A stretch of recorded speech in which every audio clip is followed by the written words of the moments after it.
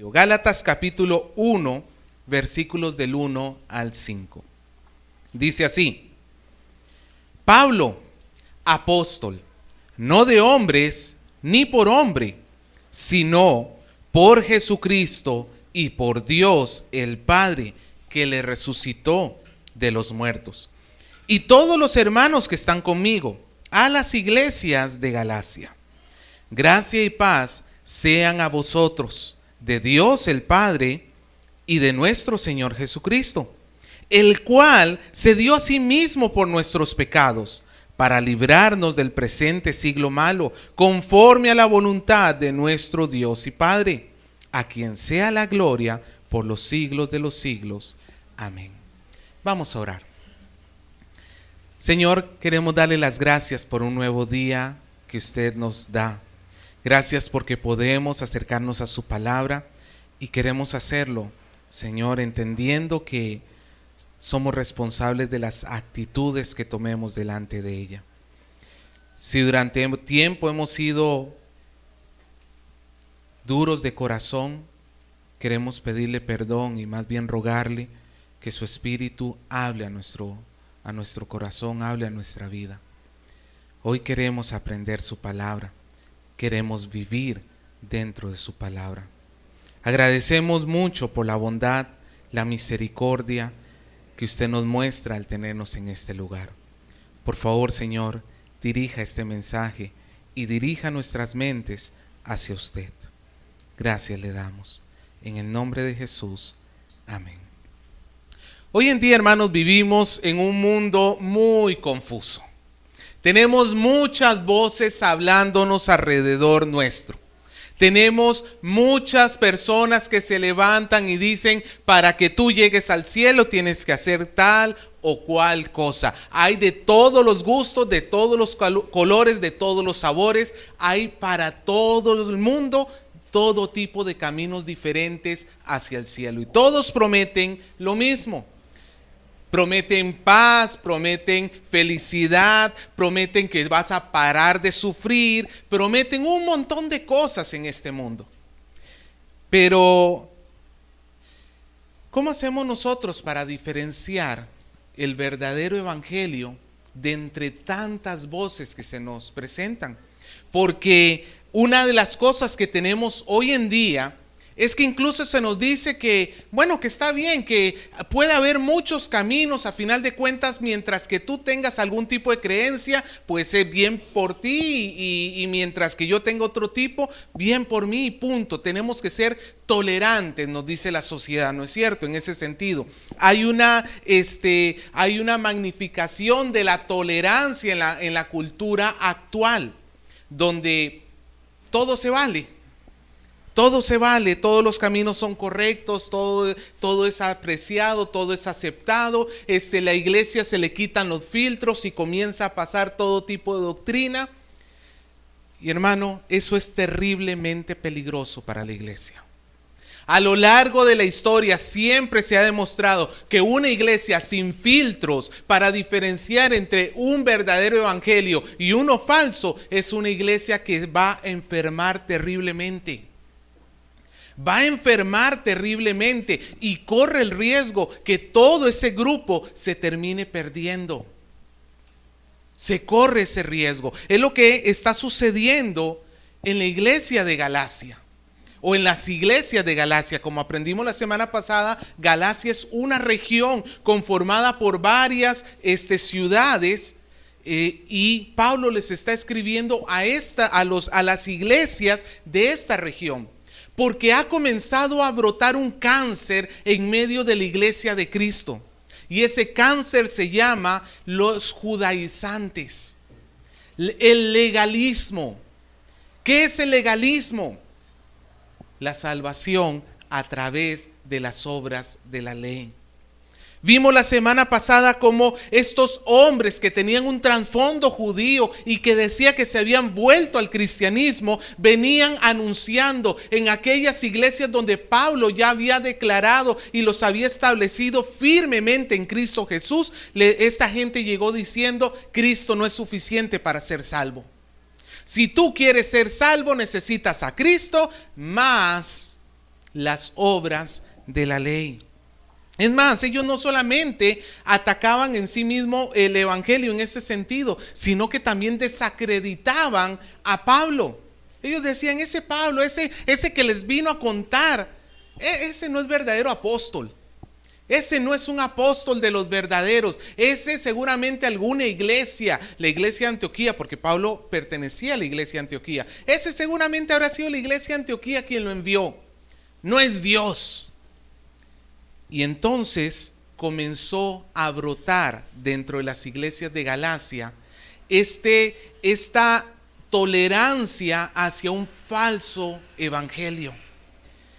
Lo cual, hermano, comenzó a traer enfermedad a la iglesia. Y no estoy hablando de enfermedad física en sí mismo, sino enfermedad espiritual, a una relación con Dios no sana y cada vez en peor estado. Una relación que si no se pone, si no se hace un arreglo, si no se pone a trabajar los pastores para ayudar a estas congregaciones, estas personas corrían el riesgo de separarse de la iglesia verdadera. Por eso es que Pablo escribe esta carta y por eso es que tenemos esta introducción. Lo que hemos leído hoy es simplemente la introducción a la carta, pero no es cualquier introducción. Desde el inicio Pablo va a atacar el tema de fondo. Y hoy vamos a ver lo que Pablo mencionó en su salutación. La gran pregunta es, ¿cómo podemos reconocer el verdadero evangelio?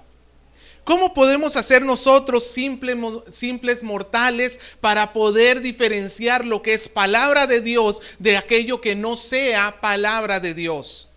¿Cómo puedo hacer yo, de donde vivo en un mundo donde entro a internet y me encuentro a 20,000 predicadores diferentes? ¿Cómo hago yo para clasificarlos y decir este sí y este no?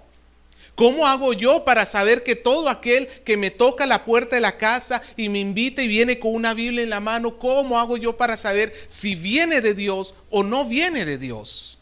Porque un evangelio malo, un evangelio falso, no nos lleva a la salvación, hermanos. Esto es vital. Nosotros tenemos que tener muy claramente definido cuál es el verdadero evangelio, porque el falso evangelio parece real, pero a final de cuentas te llevará a la destrucción. Es como el billete falso. ¿A cuánto le han pasado un billete falso?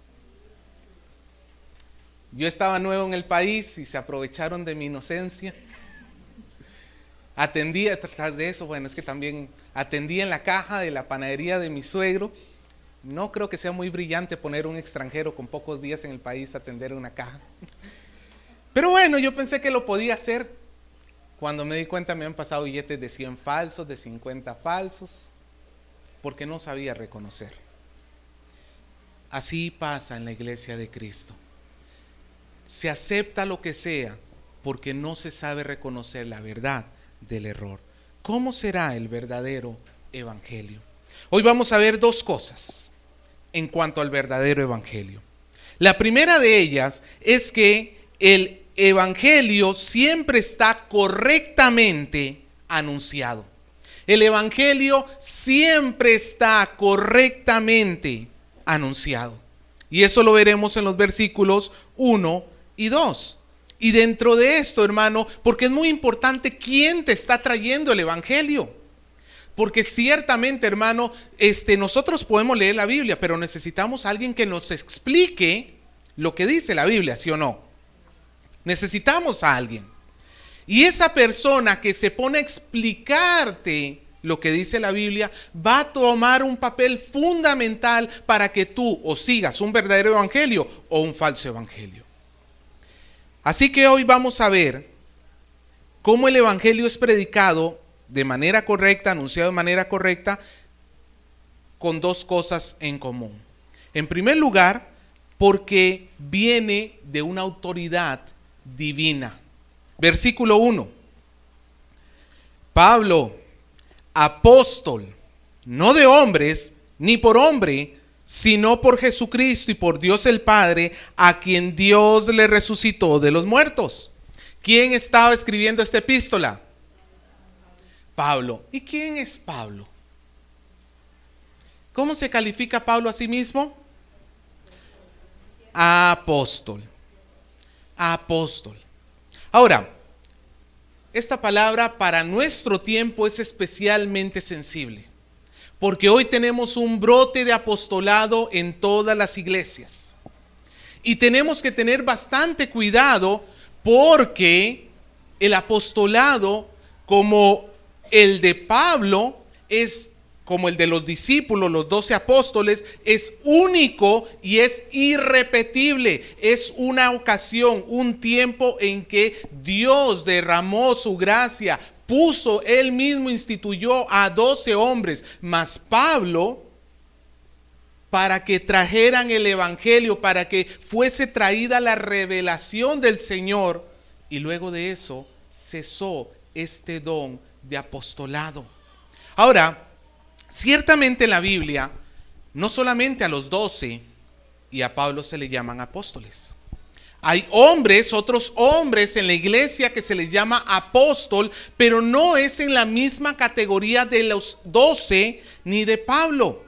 ¿Por qué? Porque estos apóstoles que se menciona, por ejemplo Bernabé, se le menciona como apóstol cuando él está saliendo en una misión. Cuando la iglesia local le dice, tú vas a ir a tal lugar y vas a hacer tal cosa. Apóstol significa eso justamente, enviado.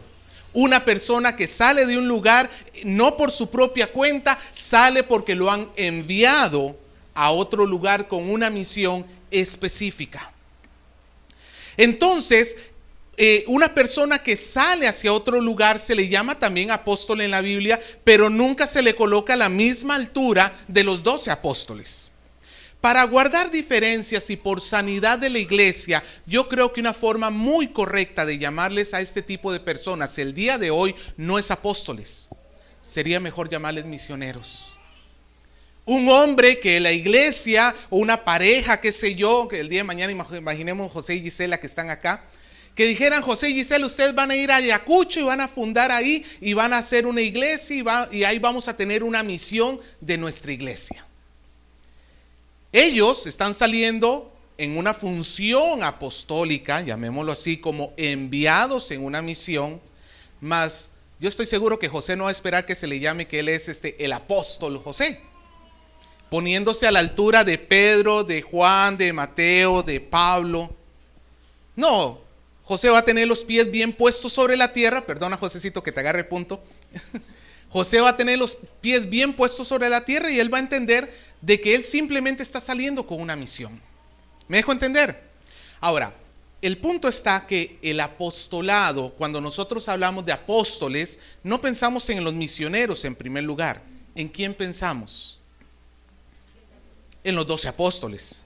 Y en Pablo, que es como el abortivo. Por eso él dijo que él era el abortivo, porque él fue el último que llamaron. Después de que el Señor había establecido, lo llamó a él. Y ahora vamos a hablar un poquito sobre eso. La autoridad de los 12 apóstoles era única e irrepetible. La autoridad que ellos recibieron venía desde el mismo Señor Jesucristo y era porque en base a ellos el Señor iba a fundar la iglesia. Eso nos dice en Efesios, que la iglesia está construida en base a los apóstoles y los profetas, siendo Cristo la base de toda la construcción. ¿Me dejo entender? Era muy importante que los cristianos de ese tiempo entendieran que los apóstoles no eran cualquier tipo de hombre. Eran hombres especiales llamados por Dios. Ahora, la iglesia de Jesucristo, una vez que Juan el apóstol murió cerca del año 100, nunca más volvió a tener apóstoles. Llevamos casi 2000 años donde la iglesia de Jesucristo nadie se levantó a decir yo soy apóstol. Lutero no se llamó apóstol. ¿Cómo es que se llama? Hipona, Agustín de Hipona tampoco nunca se llamó apóstol. Hombres que recorrieron ciudades, que tenían grandes ministerios, nunca se les ocurrió llamarse apóstoles durante más de casi 2000 años. Y en los últimos 60 años, o menos 40 años, de repente hay un brote donde todo el mundo se llama apóstol. Ahora, tenemos un gran problema con eso. Porque si estos hombres son apóstoles, sus enseñanzas hay que ponerlas al mismo nivel que las enseñanzas de la Biblia. Sus enseñanzas tienen que estar al mismo nivel porque son apóstoles. ¿Y qué hacemos entonces cuando nos encontramos a un Guillermo Maldonado que dice que para que tú entres en pacto con Dios tienes que darle plata a Dios? ¿Qué haces tú con un Cash Luna que se llama apóstol y te dice que tú eres un Jehová Junior? Que tú tienes todos los atributos de Dios, que tú eres un Dios en esta tierra, torciendo las escrituras. Por eso es que no podemos reconocer la autoridad de estos hombres.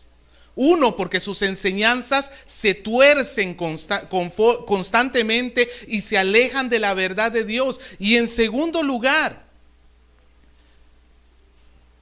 porque ellos traen nuevas revelaciones que no están en las escrituras y más bien se oponen a las escrituras. Ellos no son legítimamente enviados. Por eso es que, hermano, lo más sano de todo es que yo encuentre el evangelio en boca de personas verdaderamente enviadas por Dios. Ahora, obviamente ya no tenemos aquí ni a Pedro, ni a Pablo, ni a Juan. Obviamente, si quisiéramos hablar de ir a la segura, lo más seguro es que todos nos congregáramos con Pablo, ¿sí o no? Pero por cosas de la vida, Pablo lleva casi 2000 años muerto. ¿Cómo hacemos entonces para encontrar una persona que de verdad entonces yo me pueda sentar a escuchar? Que valga la pena que yo me siente a escuchar. ¿Sabe cómo, hermano? Cuando un pastor enseña conforme a las escrituras. Cuando un pastor no saca de sí mismo, no tuerce las escrituras para decir lo que él le gustaría que dijeran, sino cuando abre este libro, lo estudia a conciencia, hace su mejor esfuerzo por entender y basado y por el poder del Espíritu Santo logra entender lo que dice las escrituras y viene y lo trae a una congregación.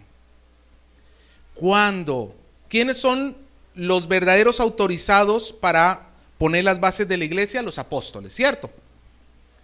Cuando un pastor se añade, o sea, se conforma a las enseñanzas de los apóstoles que están en las escrituras, ese es un enviado correctamente autorizado por parte de Dios.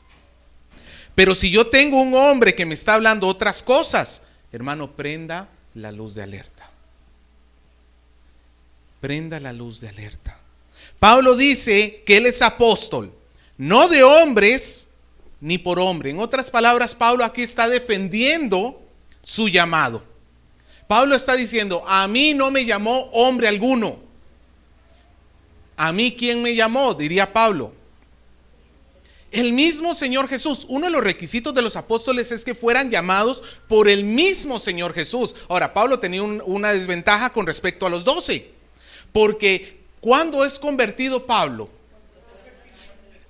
Mucho tiempo después, algunos años después de Jesús, de la muerte de Jesús. Él no estuvo con los 12 apóstoles los 3 años y tanto de ministerio terrenal de Jesús.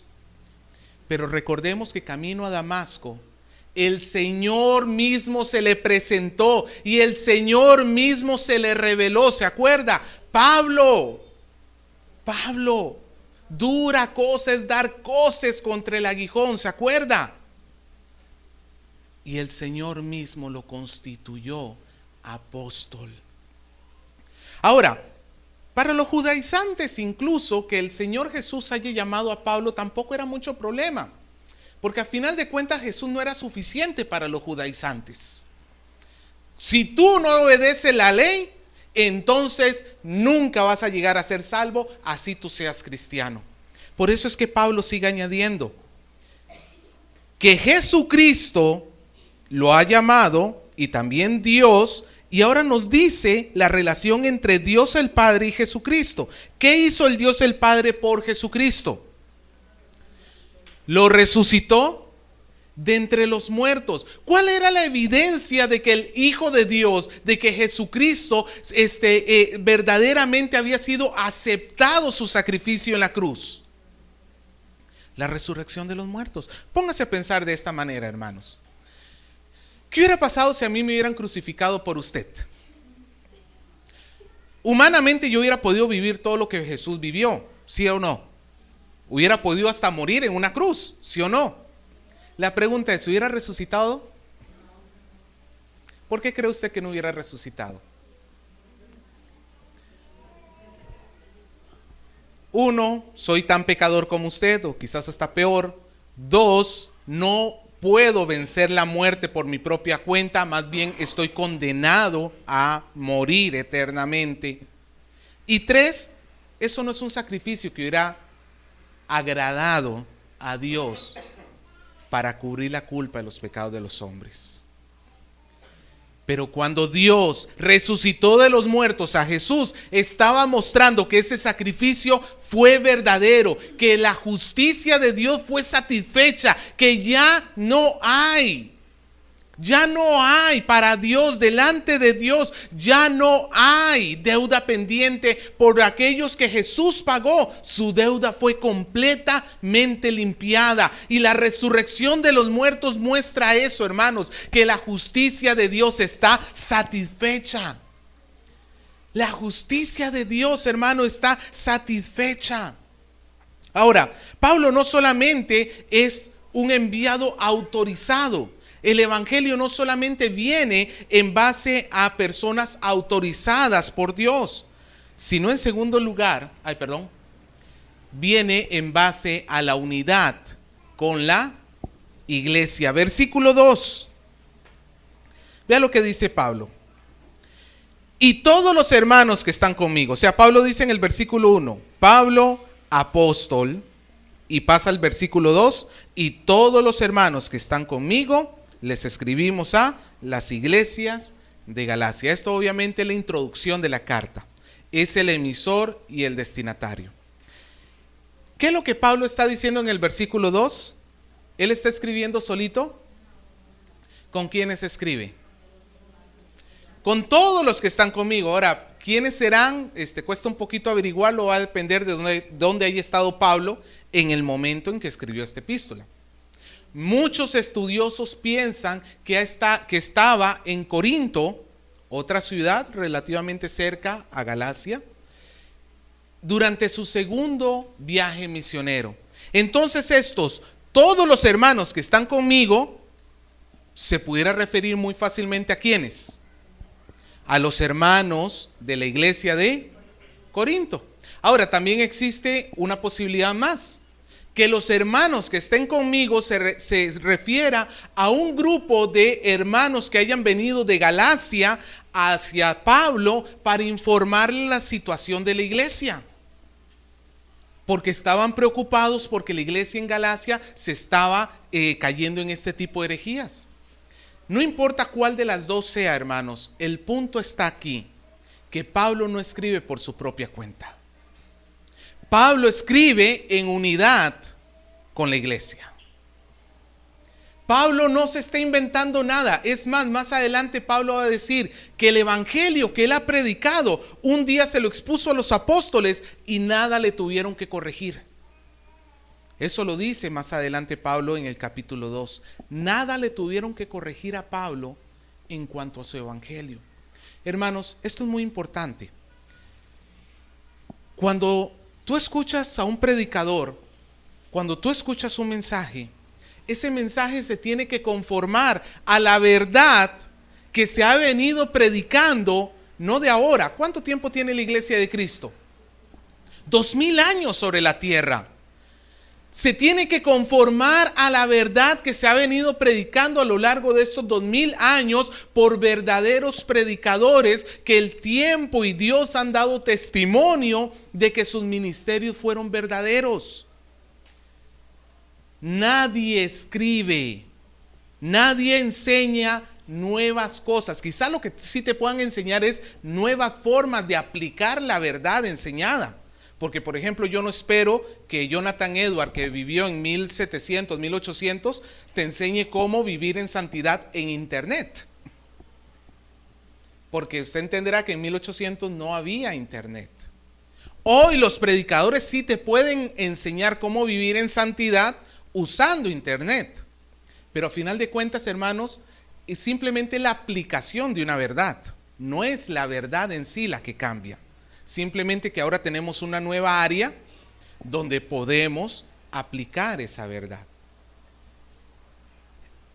Es bien necesario, hermano, que nosotros encontremos que las enseñanzas que escuchamos estén en conformidad con otras personas y que esas personas sean de buena línea, sean de línea sana. Ahora, aquí quiero añadir algo más. Cuando nosotros hablamos de aprender, usualmente estamos pensando en una prédica, ¿cierto? ¿Usted sabe que hay otra forma por la cual usted aprende también bastante sobre Dios y sobre teología? Que no es a través de la prédica. ¿Sabe a través de qué es? No, tampoco te estoy hablando de tu devocional personal, o te estoy hablando de la música. Mucho del concepto que nosotros tenemos como cristianos, muchos conceptos los sacamos de la música que escuchamos. La música es una herramienta muy poderosa para que tú aprendas. Por eso es que no solamente tienes que seleccionar buenos predicadores, tienes que aprender a seleccionar también buena música. Porque hoy en día, hermanos, estamos viviendo una gran crisis musical cristiana, donde tenemos ministerios que musicalmente ganan premios, pero en el contenido de su mensaje muchas veces ni siquiera mencionan a Jesús. Fácil, fácil, hermano. Es más, ahora hasta en las radios seculares pasan música cristiana. ¿Te has dado cuenta? A ver, que pasen un himno de esos antiguitos de 1600. No, sería demasiado aburrido. Pero si te pones a pensar, ¿qué es más importante en una canción? ¿La música o la letra? Pastor, pero es que esa me encanta. Esa me llena hasta lo más profundo, porque el cantante lo dice con un sentimiento que me lleva a mí hasta el tercer cielo. Pero si eso que estás cantando no se conforma a las escrituras, no hay mucha diferencia de estar escuchando un falso predicador. Por eso es que, hermano, nosotros en la iglesia lo hicimos hace años. Agarramos toda la lista de canciones que tenemos y comenzamos a leer las letras y nos dimos cuenta que estamos cantando muchas cosas erradas. Y comenzamos a decir, esto sí, esto no, esto sí, eso no. Le invito para que depure usted su celular. Porque ahora llevamos las canciones, ¿dónde?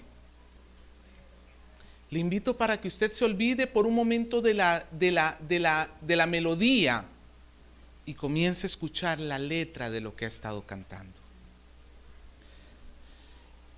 Hermanos, entonces el evangelio viene por verdaderos predicadores, ¿cierto? El evangelio siempre va a estar correctamente anunciado. Y en segundo lugar, vamos a ver que el evangelio siempre se va a presentar de una manera completa, siempre va a ser satisfactoriamente completo. Al evangelio no le falta nada más. No hace falta añadidura alguna, no hace falta ritos, no hacen falta cosas que hacer. Cuando Cristo murió en la cruz, Él dijo, consumado es. ¿Qué significa consumado es? Ya todo terminó. Aquí, para que el hombre sea salvo, no falta absolutamente nada. Y vamos a ver tres aspectos de cómo la salvación quedó completada en el evangelio. En primer lugar, tenemos una reconciliación completa. Una reconciliación completa. Versículo 3. Pablo dice, gracia y paz a vosotros de Dios el Padre y de nuestro Señor Jesucristo. Gracia y paz era un saludo cristiano.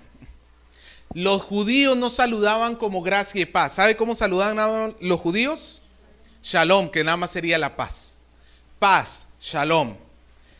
Los cristianos del primer siglo comenzaron a saludar de esta manera: gracia y paz. Lo emplea la misma fórmula Pablo en varias de sus cartas, lo emplea Pedro en su carta, lo emplea Juan en sus cartas. Gracia y paz. Ahora, para nosotros los saludos muchas veces son cuestiones de la boca para afuera, ¿sí o no? Hermano, Dios te bendiga. Y a veces no estamos ni conscientes de lo que estamos diciendo. Es algo mecánico que lo decimos. Pablo no está hablando aquí mecánicamente. Pablo está hablando, hermanos, está aprovechando el saludo para comenzar a hablar sobre los efectos de la gracia. La gracia, en primer lugar, ha traído, el evangelio ha traído gracia y ha traído paz. ¿Qué es la gracia? La gracia es el regalo inmerecido. Alguien lo dijo así: mientras que la misericordia es el amor demostrado para el que no tiene, la gracia es el amor demostrado para el que no se lo merece. Repito, la misericordia es el amor mostrado para el que no tiene, y la gracia es el amor demostrado para el que no se lo merece. ¿Alguna vez has estado delante de una persona que no merece que tú hagas algo por él?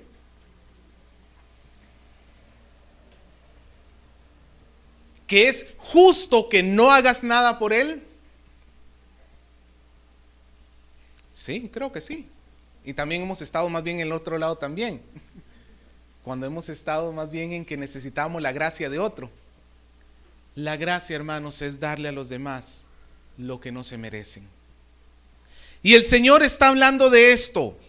Pablo está diciendo que la salvación, el evangelio ha traído gracia y paz. La gracia, lo que los hombres no se merecen, eso les ha dado.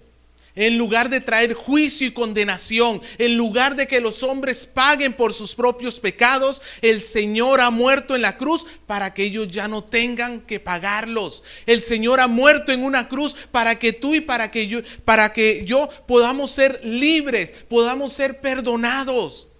Y eso trajo paz. Paz no es ausencia de guerra. Antes nosotros no estábamos en paz con Dios. ¿Cuál era la relación o cuál es la relación entre el hombre pecador y Dios santo? Algunos piensan y dicen: bueno, Dios por allá, yo por acá, no me meto con Él, Él no se mete conmigo. No, espérate, el problema está que Dios tiene un gran problema contigo. En medio de tu pecado, Dios tiene un gran problema contigo. Y no es un enojo simple. No es como el padre que a veces se enoja con el hijo y hasta ahí nomás. Es un enojo terrible. Es un enojo, hermano. Si quieres entender qué tan enojado está Dios con los pecadores, mira cómo castigó a Cristo en la cruz. No fue un azote, fueron 40 menos 1. No fue simplemente que lo punzaron, fue una corona de espinas en su rostro. No fue solamente el ser por ahí un poquito humillado, fue una humillación pública y vergonzosa. No fue solamente un golpe, fueron clavos sobre sus manos y sobre sus pies, muriendo en una agonía, en un dolor indescriptible.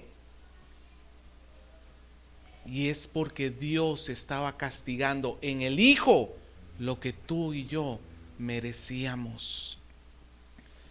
Para que nosotros ya no estemos en guerra con Dios por habernos rebelado contra Dios, Dios ha traído paz a través de Jesucristo. Mira, hermano, hasta qué punto llega la paz, que quiero que observes de nuevo el versículo 3. Dice: gracia y paz sean a vosotros. De Dios, ¿quién? Quiero que observe esto. Versículo 1. Pablo, apóstol, no de hombre ni por hombre, sino por Jesucristo y por Dios el Padre. Versículo 3. Gracia y paz sea a vosotros de Dios el Padre, versículo 4 hacia el final, conforme a la voluntad de nuestro Dios. ¿Se ha dado cuenta de lo que Pablo quería subrayar acá? Que Dios no es simplemente nuestro Dios. ¿Quién es Dios? Dejó de ser tu juez. Dejó de ser el que al cual tú le debías. Dejó de ser aquel ser en el cual nosotros nos teníamos que enfrentar en un juicio horroroso. No solamente perdonó tus pecados, no solamente te dejó en libertad, sino que te ha reconciliado con Él hasta tal punto de que ahora se llama mi Padre, tu Padre.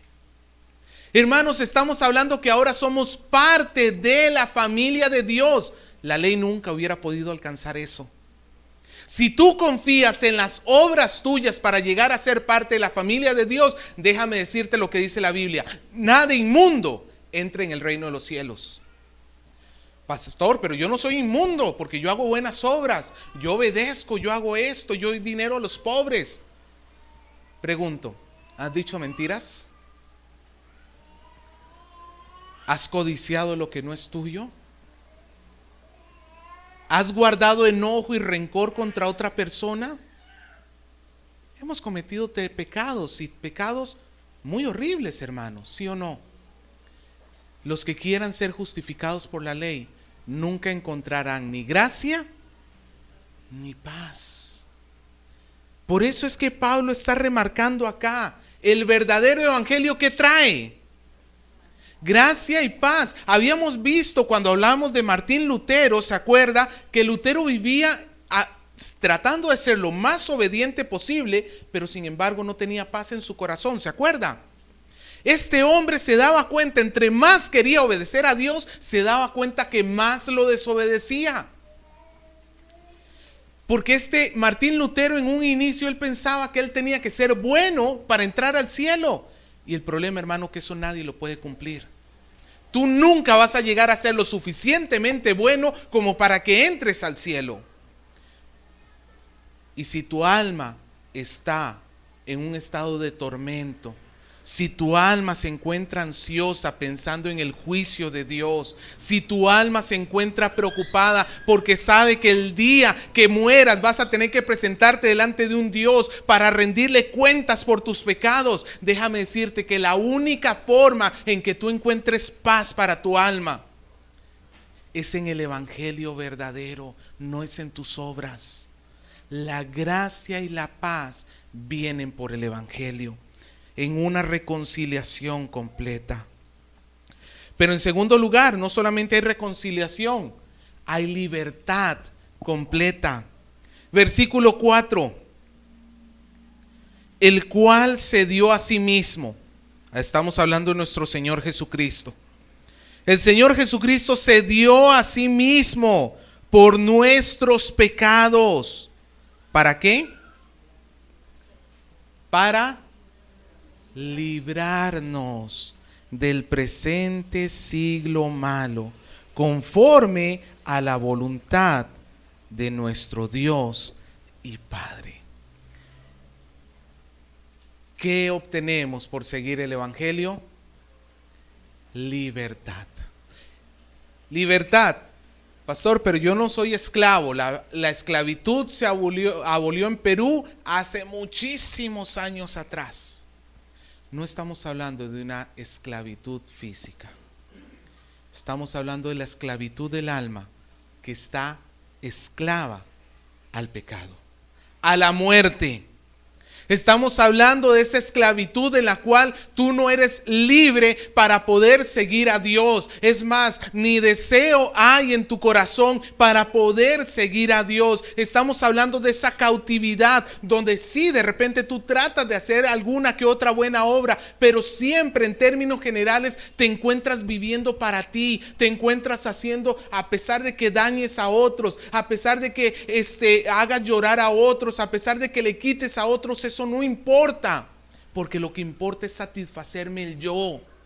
Lo que importa es que yo me sienta feliz, que yo me sienta contento. Hermano, déjame decirte, eso no es libertad.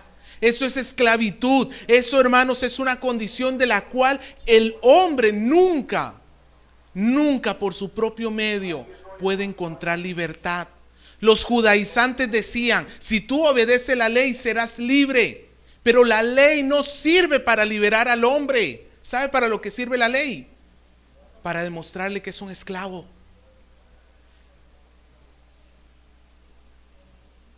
Ponte a pensar,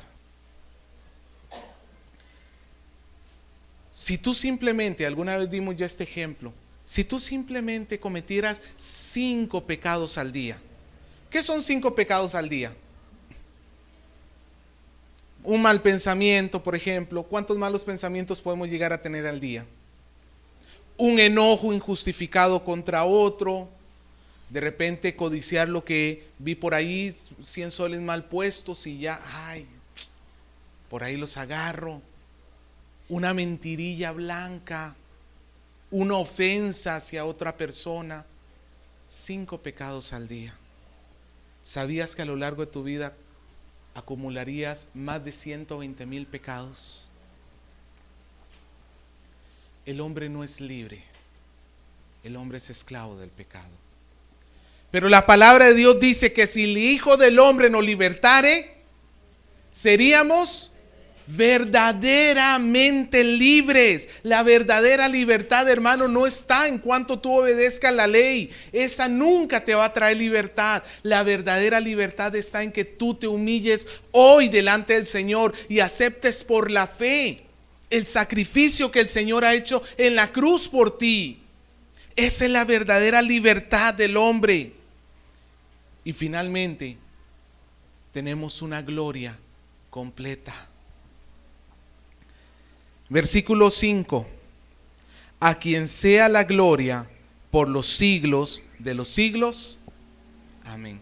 ¿Cuál es el resultado del verdadero evangelio?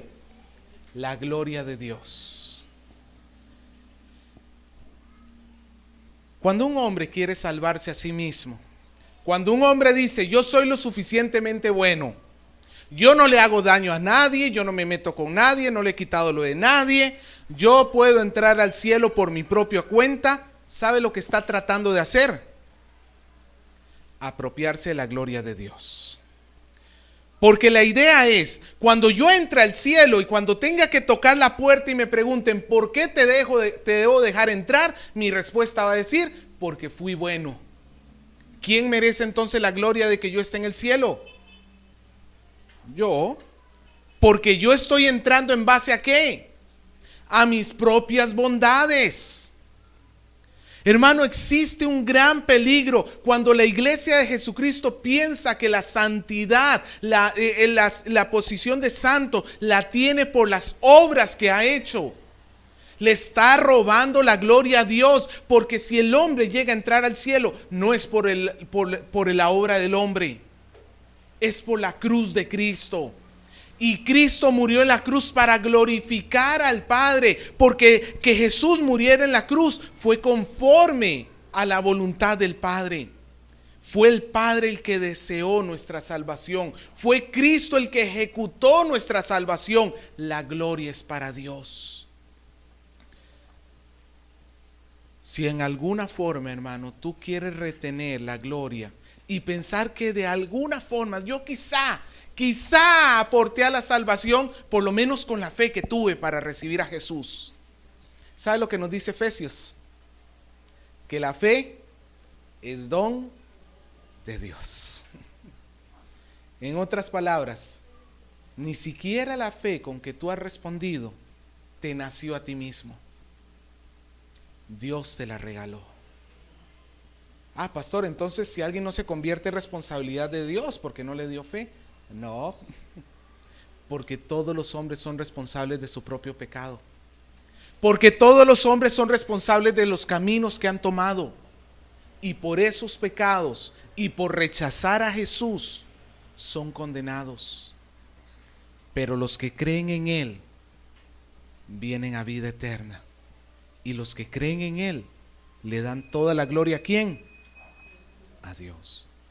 Los falsos evangelios ponen la gloria en el hombre.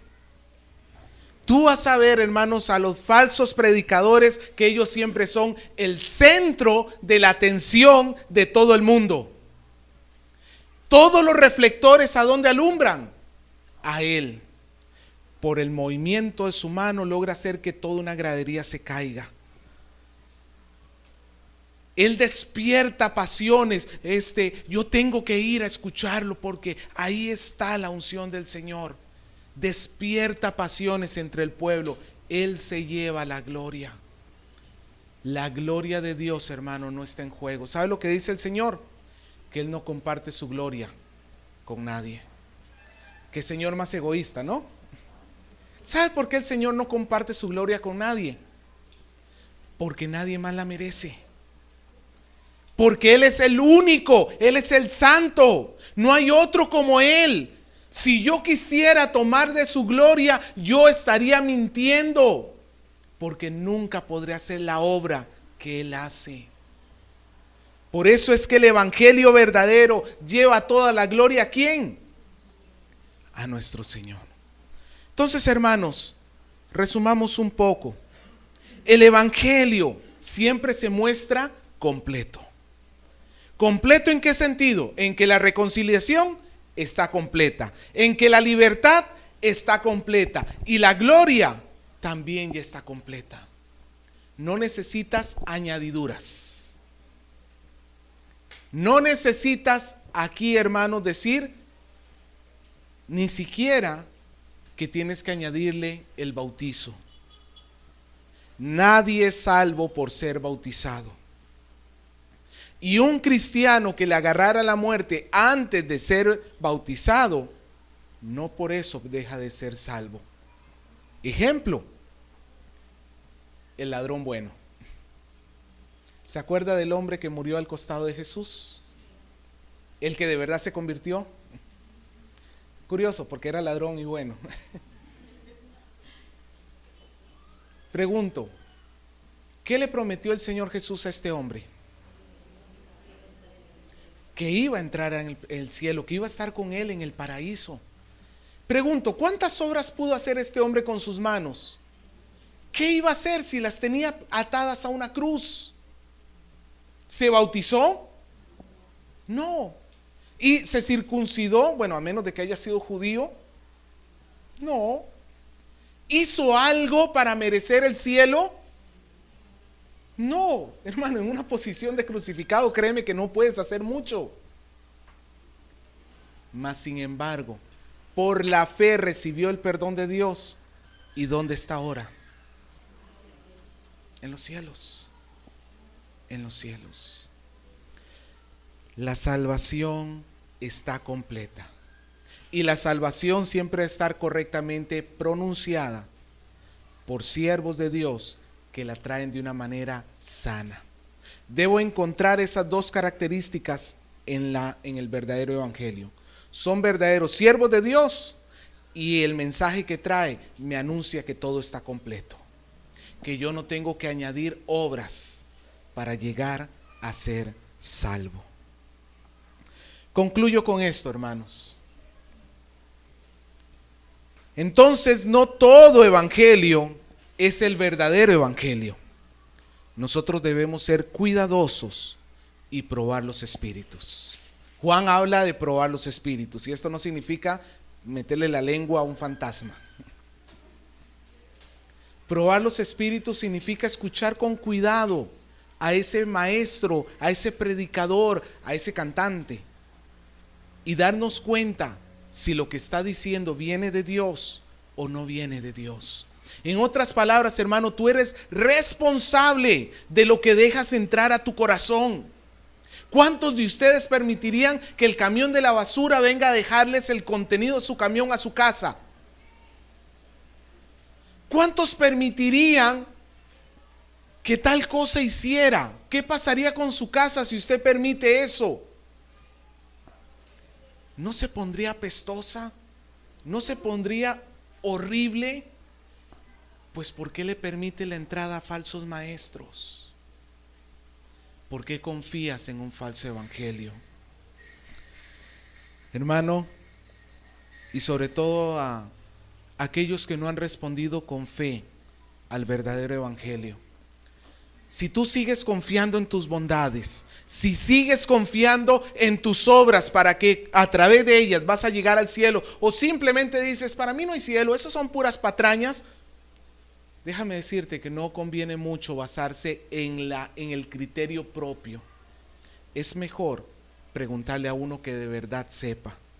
Y déjame decirte que en este asunto nadie sabe más que Dios. Así que lo mejor es que hoy dejes de rechazar el evangelio.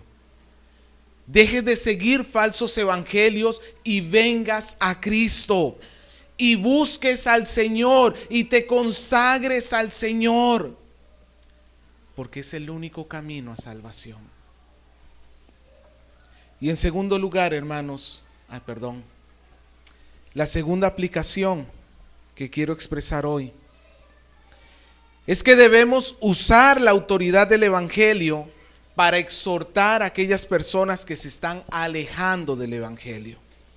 ¿Qué usó Pablo para atraer a los gálatas? ¿Qué usó Pablo para corregir a los gálatas?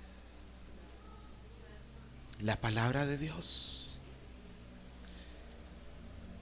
Hermano, no son tus criterios. No son tus criterios. Pero hay algo más que debemos aprender de Pablo acá. No solamente es atraer a los demás a través de la palabra, sino también hacerlo con amor. Si te das cuenta en el final del versículo 2, cuando Pablo dice a las iglesias de Galacia, él está diciendo algo acá. Estos hombres habían comenzado a entrar en herejías. Estos hombres habían comenzado a alejarse de Dios. Pero Pablo aún así lo reconoce como ¿quiénes? Como iglesia. Hermano, el hecho que un hermano tropiece en la fe no significa que nosotros lo tengamos que maltratar. ¡Hijo del diablo! Algo así. Tú, desgraciado. O sea, fuera de la gracia, ¿no? No, hermano. Nunca trates a otra persona que se está comenzando a alejar de la fe de esa manera. Ten amor y misericordia. Pablo lo siguió considerando iglesia. Hay hermanos de otras iglesias que están caminando desviados del evangelio. ¿Qué debemos hacer nosotros? Debemos amarlos. Debemos amarlos y debemos llevarlos a la verdad para que conozcan la verdad y vengan a la verdad. Tenemos que amarles. Finalmente, entonces termino, hermanos, respondiendo la pregunta que hicimos al inicio. ¿Cómo puedo reconocer el verdadero evangelio? El verdadero evangelio llega por medio de hombres autorizados y revela la obra de Cristo completa. Llega por hombres autorizados y revela la obra de Cristo completada. Hermanos, hoy hagamos un compromiso delante de Dios de poner filtro, de ponernos a escuchar con mucho cuidado a quienes escuchamos, valga la redundancia, de prestar atención a quienes escuchamos. Y todo aquello que no se conforme a Dios, así haga llover milagros, tiene que ser desechado, decía Martín Lutero. Todo aquello que no se conforme a la palabra de Dios, así haga llover milagros, que sea desechado, para que la verdad de Dios prevalezca y la iglesia sea columna y baluarte de la verdad. Somos columna y baluarte de la verdad.